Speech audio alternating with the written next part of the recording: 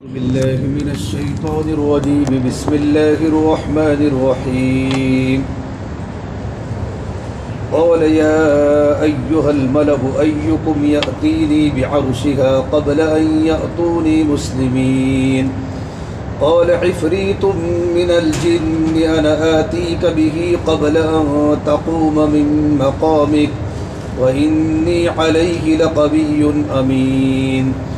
قال الذي عنده علم من الكتاب أنا آتيك به قبل أن يرتد إليك طرفك فلما رآه مستقرا عنده قال هذا من فضل ربي ليبلوني أأشكر أم أكفر وما شكر فإنما يشكر لنفسه وما كفر فإن ربي غني كريم. من ہے زید؟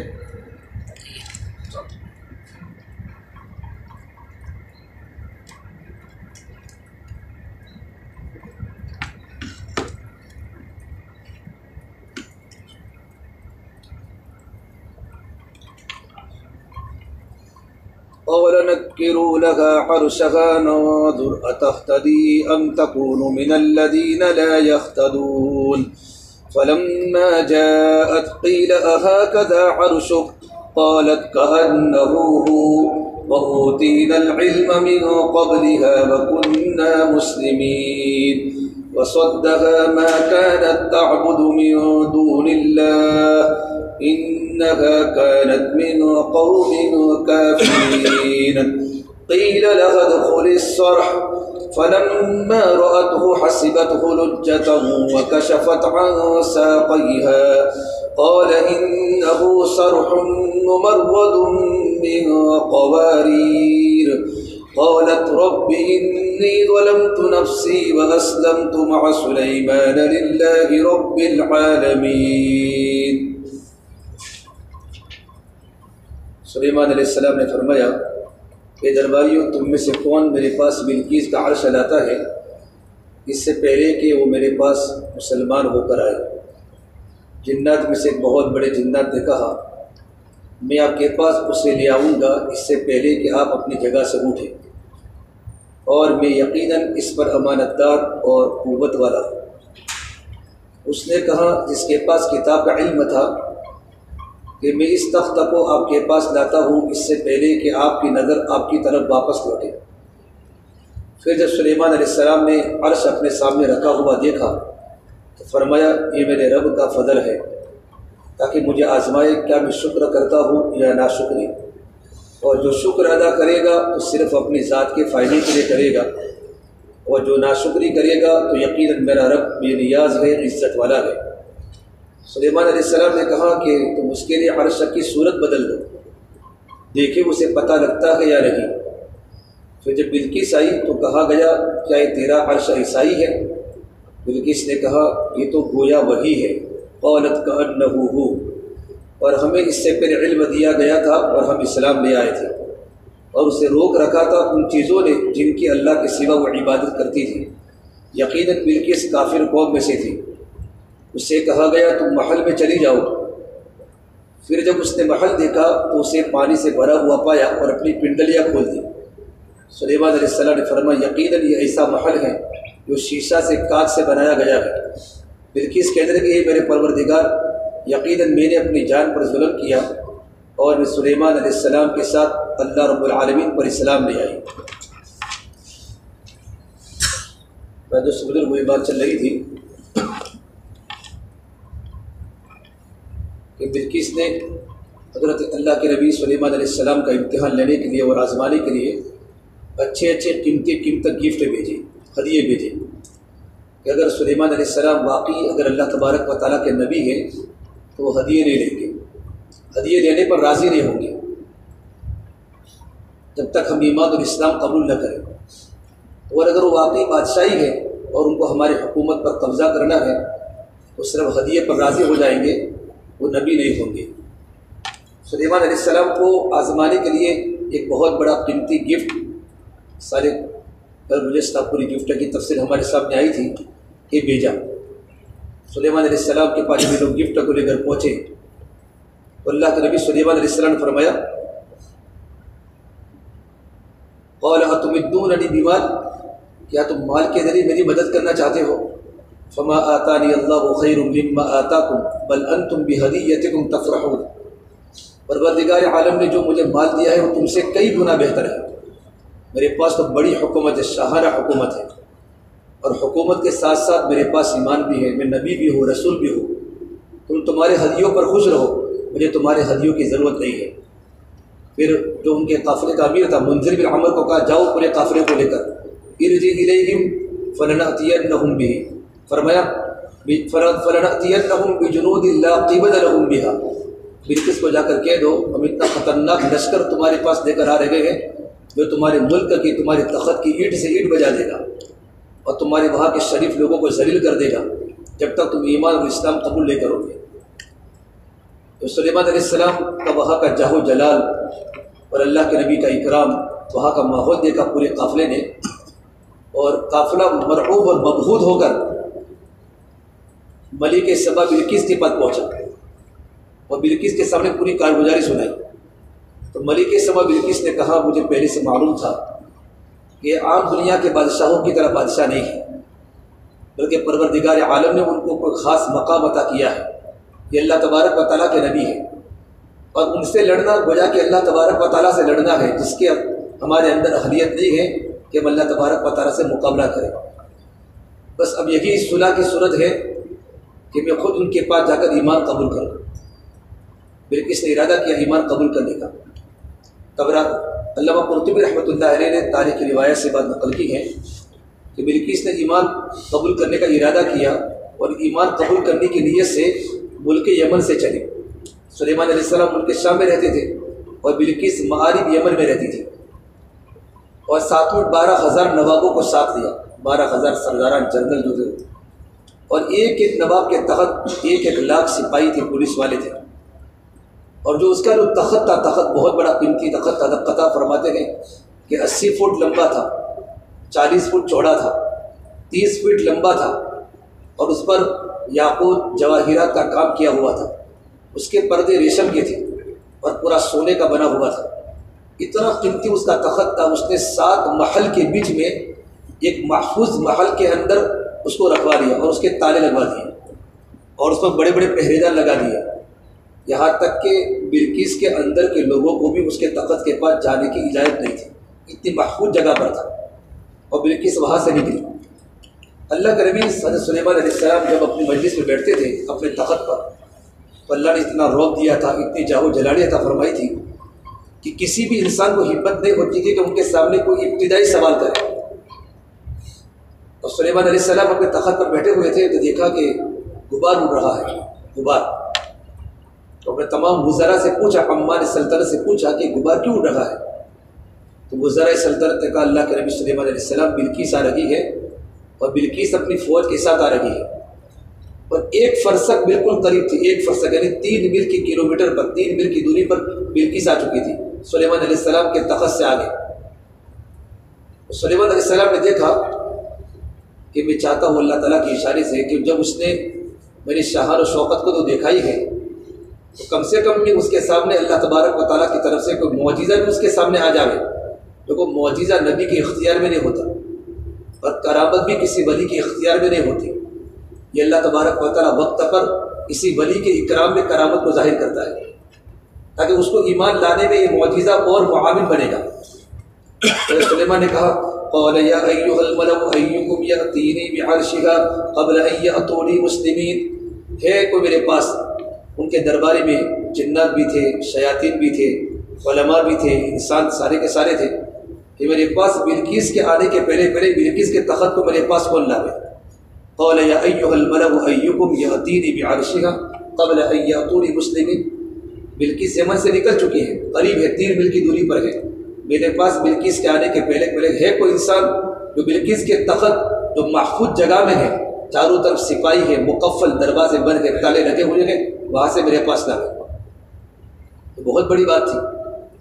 تو ایک جنات کھڑا ہوا، قال عفریت من الجن انا آتیک بہ قبل ان تقوم من مقامک، دیو ہیکل جنات، علماء نے لکھا اس کا نام تھا لوذی، اور حضرت قطع فرماتے اس کا نام ذکوان تھا، اور ایک روایت میں لکھا اس کا نام تھا صخر جنی، پہاڑ کی طرح اس کا جسم تھا، پہاڑ کی طرح، تحد نگاہ اس کا جسم تھا، اتنا بڑا جنات نے کہا کہ اللہ کے نبی انا آتی کا بھی قبل ان تقوم من مقام، اب بیٹھے مجلس پر بیٹھے، سلیمان علیہ السلام فجر کی نماز کے بعد مجلس لگاتے تھے اور ظہر تک اللہ کے نبی سلیمان علیہ السلام کی مجلس رہتی تھی، تو آپ کے تخت کے نیچے اترنے سے پہلے میں بلقیس کے تخت کو یمن سے لا کر آپ کے سامنے حاضر کروں، اتنی بڑی طاقت، وَإِنِّي عَلَيْهِ لَقَوِيٌّ أَمِينٌ، میرے پاس اتنی بڑی روحانی طاقت ہے کہ میں لا سکتا ہوں، امانت دار ہوں کہ بلقیس کا جو تخت ہے اس میں ذرہ برابر چوری نہیں ہوگی،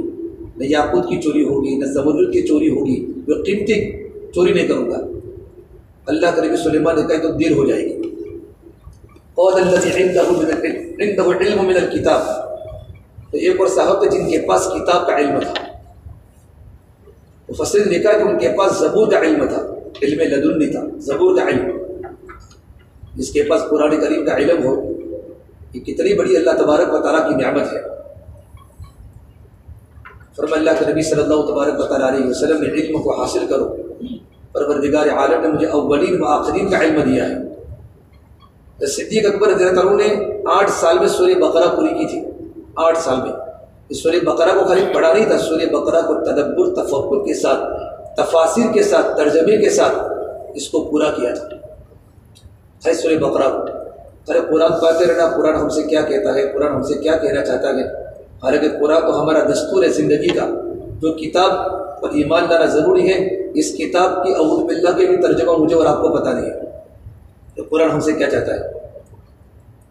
انہوں نے کہا انا آتی کبھی قبل ان یرتد الیک طرفک، کہ اللہ کے نبی سلیمان علیہ السلام آپ کے پلک کے جھپکنے کے پہلے بھی بلقیس کے تخت کو آپ کے سامنے حاضر کروں، پلک کے جھپکنے کے پہلے۔ کتنی دوری یمن اور ملک شام، یہ کون تھا جن کو اللہ نے کتاب کا علم دیا تھا؟ بعض علماء تفسیر نے لکھا ہے خود سلیمان علیہ السلام مراد ہے کہ اللہ کے نبی سلیمان علیہ السلام کو اللہ نے کتاب کا علم دیا تھا۔ بعض علماء نے کہا ہے کہ اس سے مراد جبرائیل امین ہے علیہ السلام، فرشتے، اور بعض علماء نے کہا ہے خضر علیہ السلام مراد ہے، لیکن جمہور ائمہ کی تفسیر ہے کہ اس سے مراد حضرت سلیمان علیہ السلام کے کوئی صحابی تھے جن کا نام تھا آصف بن برقیہ، ابن اسحاق کی روایت ہے۔ وہ سلیمان علیہ السلام کے دوست بھی تھے، ان کے وزیر بھی تھے، اور ان کے خالہ زاد لڑکے تھے، خالہ زاد بھائی تھے۔ اللہ نے ان کو کتاب کا علم دیا تھا، کتاب کا علم۔ انہوں نے اللہ کے نبی کا سلیمان کو فرمایا اللہ کے نبی تمہاری نظر جتنی جاتی اتنی نظر دوڑاؤ۔ تو سلیمان علیہ السلام صرف یمن کی طرف نظر دوڑائی تو پلک کے جھپکنے کے پہلے تخت سامنے آ چکا، یوں کہ دیکھا تو سامنے پورا بلقیس کا تخت پڑا ہوا تھا، ایک پلک کے جھپکنے کے برابر۔ فرشتوں نے زمین کے اندر سے تخت کو سامنے رکھ دیا۔ جب تخت سامنے آ چکا تو سلیمان علیہ السلام کیا فرمایا فوراً؟ قال هذا من فضل ربی، یہ میرے رب کا فضل ہے، لیبلونی اشکر ام اکفر، پروردگار عالم میرا امتحان لینا چاہتا ہے، مجھے آزماتا ہے، اس نعمت پر میں اللہ کا شکر کرتا ہوں یا اللہ کی ناشکری کرتا ہوں۔ انبیاء علیہ السلام کی عادت ہوتی ہے کہ اللہ تبارک و تعالیٰ کی نعمت دینے کے بعد نعمت اپنی طرف منسوخ نہیں کرتے، جیسے ہمارے پاس ہم کچھ بھی کر لیتے شو بتا دیں میں نے یہ کیا، میں نے یہ کیا، میں نے یہ کیا۔ ارے سلیمان علیہ السلام کے وزیر سے اتنا بڑا کام ہوا ہے، اور کیا کہتے ہیں ھذا من فضل ربی، اور وزیر سے بھی کب ہوا جب انہوں نے سلیمان علیہ السلام کو فالو کیا، اللہ کے نبی کو، اللہ کے نبی کی اطاعت کے سلیمان علیہ السلام کی، تب جا کر ان صحابی سے اتنا بڑا کام اللہ نے کروایا۔ یہ میرے رب کا فضل ہے، پروردگار عالم مجھے آزماتا ہے، میں اس نعمت پر اللہ کا شکر کرتا ہوں یا اللہ کی ناشکری کرتا ہوں۔ شکر کہتے ہیں اللہ تبارک و تعالیٰ کی دی ہوئی نعمت کو اللہ کی طرف منسوخ کرنا، اس کو شکر بولتے ہیں، اور اللہ تبارک و تعالیٰ کی دی ہوئی نعمت کو اللہ کے غیر کی طرف منسوخ کرنے کو کفر بولتے ہیں۔ اللہ فرماتے ہیں وَنَبْلُوكُمْ بِالْخَيْرِ وَالشَّرِّ فِتْنَةً، دنیا میں جتنے بھی انسان آئے ہیں ہم ان تمام کا امتحان لیں گے، خیر کے ذریعے بھی اور شر کے ذریعے بھی۔ بندے پر اللہ کبھی کبھی حالات ڈالتا ہے، اچھے اچھے حالات، کبھی خراب حالات بھی ڈالتے ہیں۔ علامہ محی الدین ابن عربی نے لکھا ہے کہ اللہ تبارک و تعالیٰ بندوں کو جو آزماتا ہے تو بندوں کو آزمانے کے 2 سلسلے ہیں۔ ایک نعمت اللہ تبارک و تعالیٰ دیتا ہے اور کبھی اللہ تعالیٰ مصیبتیں دیتا ہے۔ پروردگار عالم جو اپنے بندوں کو دیتا ہے نعمتیں، تو نعمتیں دینے کے بعد یا تو بندہ نعمت میں ہی الجھ جاتا ہے، نعمت میں اللہ نے مال دیا تو مال میں الجھ گیا، یا نعمت دینے والے کی طرف دیکھتا ہے۔ اور نعمت کے آنے کے بعد بھی دو باتیں ہیں کہ نعمت میں اعتدال کے ساتھ چلتا ہے، نعمت میں اعتدال کے ساتھ چلتا ہے، اور نعمت پر اللہ کا شکر ادا کرتا ہے۔ اور کبھی کبھی اللہ تبارک و تعالیٰ بندے پر مصیبت لاتا ہے، مصیبت لاتا ہے، تاکہ مصیبت کے ذریعے اللہ تبارک و تعالیٰ بندے کو جانے۔ مصیبت کیوں لاتا ہے؟ مصیبت کے آنے کے بعد بھی اللہ بندے کو دیکھتا ہے کہ میرا بندہ کیا مصیبتوں کے اندر ہی الجھ جاتا ہے، واویلا شکوہ کچھ نہیں ہے، کچھ نہیں ہے، یا مصیبت کو دینے والے خدا کی طرف بھی اس کی نظر ہوتی ہے۔ ہمارے استاد محترم مولانا سعید ذوالفقار صاحب رحمۃ اللہ علیہ جب فارغ ہوئے تو نصیحت فرمائی تھی کہ خوشی کے حالات میں کبھی اترانا نہیں، مصیبت کے حالات میں کبھی گھبرانا نہیں۔ اللہ جب کوئی نعمت دے تو اترانا نہیں، اور کبھی کبھی حالات آئے تو کبھی گھبرانا نہیں۔ ان دونوں چیزوں کے لیے دو باتیں ضروری ہیں، علم اور حلم۔ شکر کے لیے علم ضروری ہے اور صبر کے لیے حلم ضروری ہے، بردباری، ورنہ آدمی کیا کرتا ہے نعمت کی ناشکری کر لیتا ہے۔ جب نعمت کی ناشکری ہو جاتی ہے تو پروردگار عالم نعمت کو سلب کر لیتا ہے۔ تو اللہ کے نبی سلیمان علیہ السلام کیا فرمایا؟ سیدنا عمر فرما کرتے تھے بُلِينَا بِالسَّرَّاءِ فَصَبَرْنَا وَبُلِينَا بِالضَّرَّاءِ فَلَمْ نَصْبِرْ۔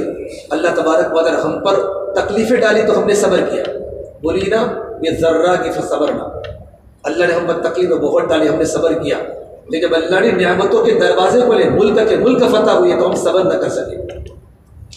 بندہ صبر کر سکتا ہے لیکن بندہ شکر نہیں کرتا۔ اللہ تبارک و تعالیٰ کی نعمت آتی ہے تو بندہ کیا کرتا ہے؟ نعمت کو بھول جاتا ہے۔ لیکن اللہ کے نبیوں کی عادت کیا ہوتی ہے؟ جب بھی کوئی نعمت آتی ہے فوراً کیا کہا؟ ھذا من فضل ربی، اے میرے رب کا فضل ہے، لیبلونی ااشکر ام اکفر، میرا اللہ مجھے آزماتا ہے کہ میں اس نعمت پر اللہ کا شکر کرتا ہوں یا اللہ کی نعمت کی ناشکری کرتا ہوں۔ پھر آگے قاعدہ کلیہ سنایا، ومن شکر فانما یشکر لنفسہ، کہ جو بھی اللہ کی نعمتوں کا شکر ادا کرے گا فائدہ اسی کو ہوگا۔ میں شکر کروں گا اللہ کی نعمت کا تو نعمت کا شکر کا فائدہ یہ ہوگا کہ نعمت باقی رہے گی اور نعمت اللہ تعالیٰ بڑھائے گا۔ ومن کفر، اگر اللہ تعالیٰ کا بندہ نعمت کی ناشکری کرے، فإن اللہ غنی حمید فإن ربی غنی کریم، تو میرا بندہ یقیناً میرا رب تو بے نیاز عزت والا ہے۔ پوری کی پوری دنیا اگر اللہ کی نعمتوں کی ناشکری ہو جاوے تو اللہ کی عزت میں کوئی فرق نہیں پڑتا، اللہ تو پہلے سے ہی عزت والا ہے، کریم ہے۔ شکر کرے گا تو فائدہ ہمارا ہے اور ناشکری کرے گا تو نقصان بھی کس کا ہے؟ بندے کا ہے۔ اب بلقیس آ گئی، جیسے بلقیس آئی اور بلقیس کے آنے کے بعد ملکہ سبا، اللہ کے نبی سلیمان علیہ السلام نے دیکھا کہ بلقیس آ رہی ہے، وہ تخت بھی آ چکا ہے، لیکن بلقیس کے آنے کے پہلے کیا کہا اپنے وزراء کو؟ قَوْلَ نَكِّرُوا لَهَا عَرْشَهَا نَنْظُرْ أَتَهْتَدِي أَمْ تَكُونُ مِنَ الَّذِينَ لَا يَهْتَدُونَ۔ حضرت سلیمان نے فرمایا تم اس کے لیے عرش کی صورت بدل دو، تھوڑا چینج کر دو تاکہ سرپرائز ہو جائے، اس کی تھوڑی شکل الگ کر دو۔ تخت کس کا ہے؟ بلقیس کا ہے، تھوڑا چینج کر دو۔ کیا کر دو؟ اوپر کی جو ڈیزائن ہے وہ ڈیزائن نیچے کی کر دو، اور نیچے کی ڈیزائن اوپر کی کر دو، اور جہاں کلر کالا ہے وہاں وائٹ کر دو، جہاں وائٹ ہے وہاں بلیک کر دو، پھر تھوڑا پوری ڈیزائن تھوڑی بدل دو۔ تخت تو بلقیس کا ہے، تاکہ کنفیوز ہونے کے بعد جس چیز پر اس کی نگاہ جائے گی وہ پکی ہوگی۔ تو بلقیس آئی، قَوْلَ نَكِّرُوا، تو فوراً کا فلما جاءت، بلقیس آئی، قِيلَ أَهَٰكَذَا عَرْشُكَ، حضرت سلیمان نے کہا تخت تیرا ایسا ہی ہے؟ یوں نہیں کہا تیرا تخت ہے، تیرا تخت ایسا ہی ہے۔ ملکہ سبا بڑی عقل مند تھی، بڑی عقل مند، اس نے لگتا تو میرے قولت کأنہ ہو، لگتا تو میرا ہی ہے لیکن میرا نہیں ہے۔ اتنے بڑے دور سے یہاں آئے کیسے؟ اتنی بڑی مسافت بعیدہ سے، یمن سے میرا تخت یہاں چند سیکنڈ میں آ جانا، لیکن لگتا تو میرا ہی ہے لیکن میرا نہیں ہے۔ قولت کأنہ ہو، لگتا تو میرا ہی ہے۔ پھر کہا وَأُوتِيَ الْعِلْمَ مِنْ قَبْلِكَ وَكُنَّا مُسْلِمِينَ، سلیمان آپ کو یہ سب کرنے کی ضرورت نہیں تھی، ہم نے تو پہلے سے ہی آپ کو نبی باندھ دیا تھا کہ آپ کا ہدہد کا خط لانا، میری چھاتی پر ڈالنا، ہدہد کا ایک جگہ پر کھڑا ہو جانا، ہدیوں کو واپس کرنا، اسی وقت میں دل سے ایمان قبول کر چکی تھی، اب زیادہ آپ کو معجزہ بتانے کی ضرورت نہیں تھی۔ ملک بلقیس نے کہا. اگر قرآن فرماتا ہے وصدق وَأُوتِيَ الْعِلْمَ مِنْ قَبْلِهَا وَكُنَّا مُسْلِمِينَ وَصَدَّقَ مَا كَانَتْ تَعْبُدُ مِن دُونِ اللَّهِ، اور اسے روک رکھا تھا ان چیزوں نے جن کی اللہ کے سوا عبادت کرتی تھی. یقیناً وہ کافر قوم میں سے تھی.